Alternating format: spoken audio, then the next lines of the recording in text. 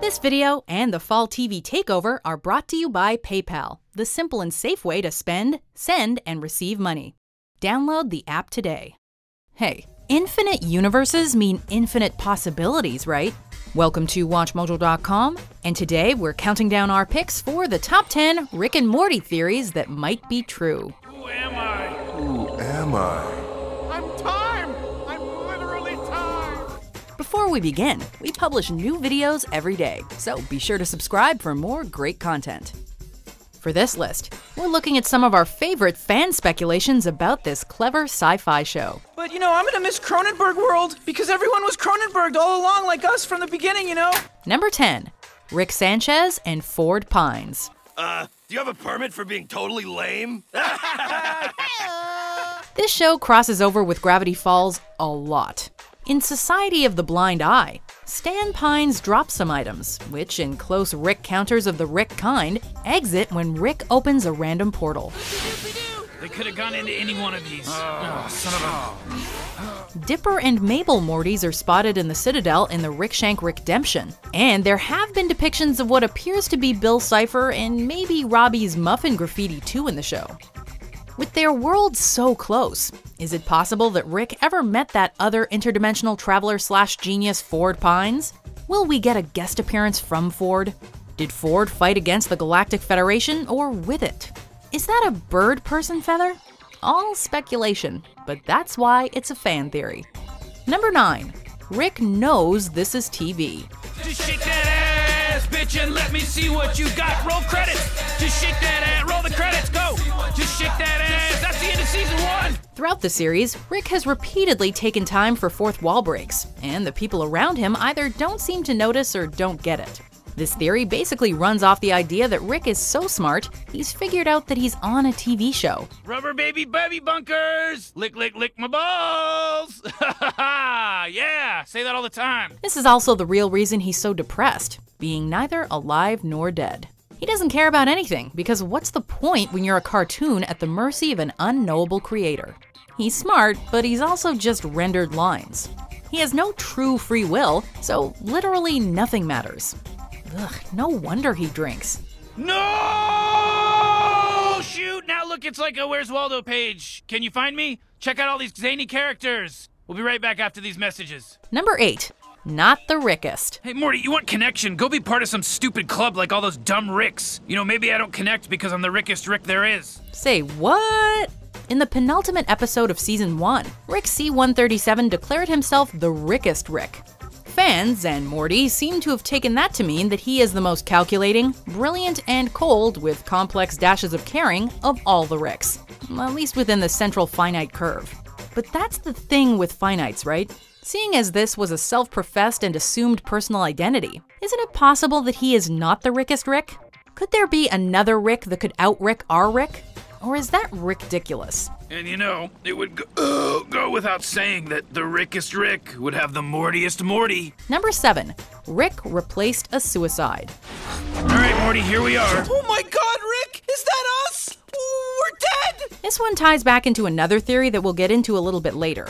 While it's known that Rick and Morty already hopped universes once, or maybe twice now, damn squirrels, when Rick returned after 2 decades absent, perhaps he just slid into whatever world was closest or available whilst on the run from the Galactic Federation.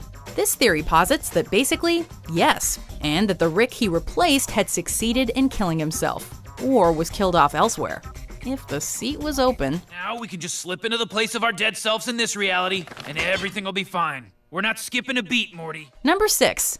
So smart. I can't leave school again! Do you have any concept of how much higher the stakes get out there, Morty? What do you think, I can just do it all by myself? Come on! Oh, geez, okay. I guess I can skip history. Back in the very first episode, Rick drags Morty off on an adventure in the middle of the school day. Turns out he needs seeds from a special tree. Not much is said about these seeds, only that Rick really needs them for his work. And of course that Morty needs to put them way up his butt to smuggle them through customs. By the end, they dissolve, an action that fleetingly gives Morty hyper-intelligence. Temporary superintelligence is just a side effect of the mega seeds dissolving in your rectal cavity. Fans have speculated that the work Rick needs the seeds for is literally all his work, that he makes them into a beverage, which he is constantly swigging from his flask whenever they start to wear off. Starting right about now. Oh, man. Oh, jeez. Oh. I'm sorry, Morty. It's a bummer. Number 5. How the Federation found Rick. He's got to go through the new machine. What new machine? It's a new machine. It detects stuff all the way up your butt. Run, Morty!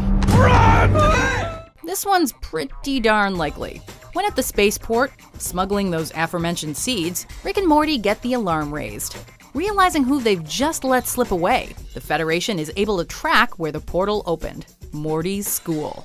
Unsure of where to go from there, they planted deep cover agent Tammy to pose as a student and find out who Rick Sanchez's grandkids were.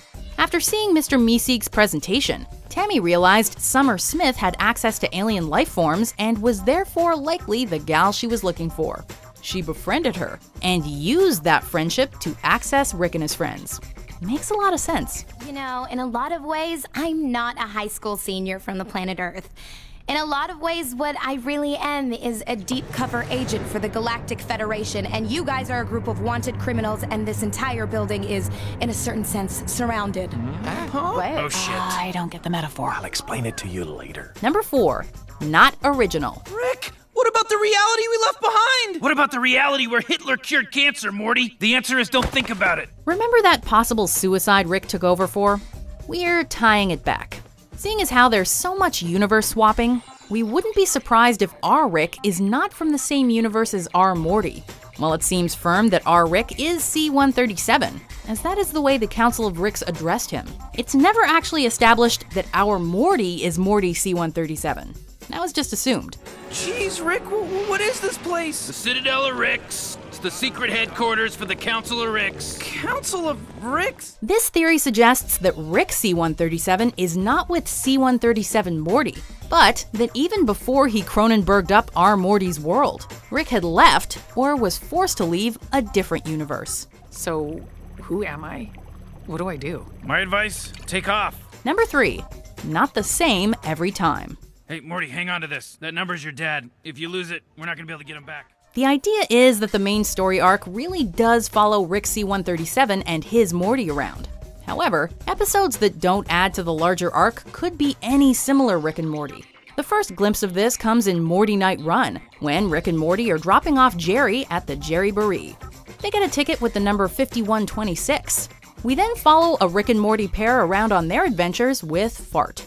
But when they return to pick up Jerry, another Rick asks the duo we've been following around if they have ticket 5126, meaning they're actually the pair we saw in the opening, and presumably our C-137 Rick and Morty.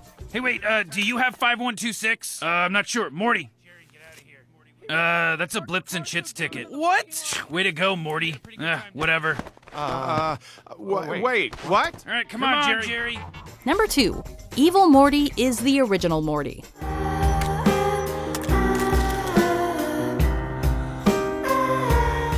If Rick C-137 is not with Morty C-137, what happened to that original Morty? Well, he's been cooking up revenge. Evil Morty is the original.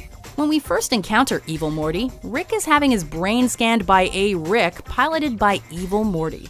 In it, we see Rick has memories of a baby Morty. Fans predict that this is evil/original Morty as a baby. Also, in Bird Person's home, there's a picture of Rick with a baby Morty. It seems very likely that Rick C-137 helped raise original Morty and abandoned him, which is why original/evil Morty tried to frame C-137 for murdering Ricks, and now has taken over the Citadel. Elaborate revenge. But speeches are for campaigning. Now is the time for action. Number 1. Morty is Rick. Yes, slow Rick. Tall Morty. Did I graduate this time yet? Anything's possible, Tall Morty. As the Whovians out there might say, this gets sorta timey-wimey. The idea is that Morty is a young Rick, and that Rick learned everything he knows from himself while on crazy sci-fi adventures. Morty's knowledge of aliens and advanced technology has progressed a lot in 2 years. What would happen in 60? They both like redheads. And folks who believe this theory got another extra boost with the appearance of tall Morty at the Academy on the Citadel. A Morty at school so long he aged and grew up to be Rick. However, this requires time travel stuff, and that's literally an idea shelved in the garage. Well, guess only time will tell. Mr. Morty, I cloned myself so you could kiss me as a baby. This is just like a Morty baby! This video and the Fall TV Takeover are brought to you by PayPal, the simple and safe way to spend, send, and receive money. Download the app today.